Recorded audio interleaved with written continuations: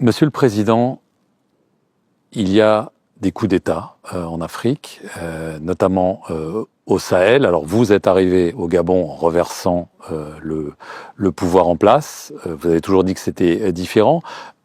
Au Sahel, on voit que les militaires n'ont pas l'intention de partir, n'ont pas l'intention d'organiser des élections, sont exclus des instances régionales et continentales.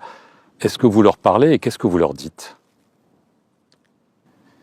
Alors, sur cette question du Sahel, je veux bien dire quelque chose, c'est que c'est vous qui parlez toujours d'eux. À un moment donné, je pense qu'il faut leur laisser tranquille. Mieux on n'en parle pas et ils vont se concentrer sur ce qu'ils doivent faire. Mais moi, je dis ceci, je suis un homme de la paix. Et nous sommes dans un endroit qui incarne la paix, la démocratie et le dialogue. Si on dit que la paix va avec les élections, alors il faut aller aux élections. Si on dit que les libertés vont avec les élections, il faut faire des élections. Si on dit que la stabilité rime avec les élections, c'est qu'il faut faire des élections. Et ce que je dis, il faut leur laisser faire. Il faut les accompagner. Ce sont des États souverains. Ce que nous pouvons faire, c'est de donner des conseils.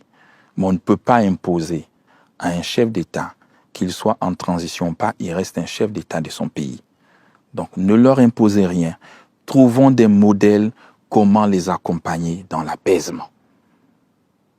Sans pourtant les frustrer, sans pourtant les prendre d'en haut, les regarder d'en bas. Non, ça ne marche plus.